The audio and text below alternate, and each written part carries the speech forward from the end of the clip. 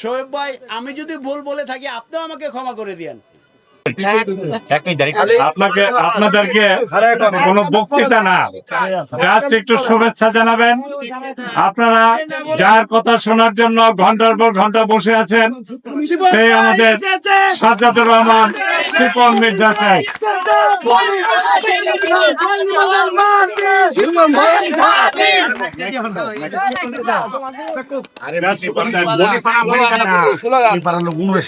আসসালামু আলাইকুম এবং নমস্কার সবাইকে।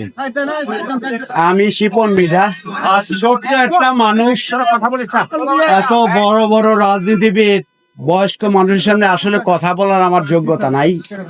আপনারও আমার মুরব্বী সবাই, আমরা সবাই, শুধু আমি না বা আমাদের মামা না বা আমরা এখানে না, আমরা সবাই মিলা রশিদ সিকদারের সমর্থন দিছি নাকি মারা? আমরা কি সময় মিলা দিছি? আর আপনাদের একটা ছোট্ট দাবি আছে, আমি দাবিটা উল্লেখ করলাম না। আমি কথা দিছি, আমি এটা করে দেব খুব শীঘ্রই আপনাদেরকে।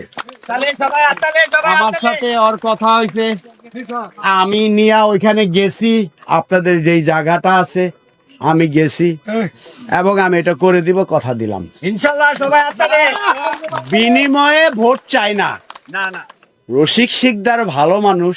ওই যে নিপু ফকির সাহেব বললেন ব্যবসায়ী, ওই সিকদার সাহেবের জায়গায় আমিও দাঁড়াইতে পারতাম শোয়েব ভাইয়ের বিপক্ষ নিয়া। তাইলে ওই কি, ওই যে আমাদের রানিং যে চেয়ারম্যান আছে, আপনারা কিছু পাইতেন না, হয়তো টাকা দিয়া আপনাদের থেকে ভোটটা নিতাম।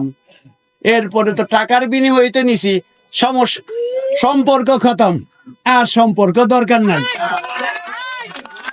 আর রশিদ সিকদার রাজনীতি করে আসতেছে, আমি চিনি ব্যক্তিগতভাবে 17 বছর যাবৎ, 2008 জানুয়ারি থেকে, যদি আমি ভুল করে না থাকি রশিদ ভাই, ওই দিন থেকে তার সাথে আমার পরিচয়।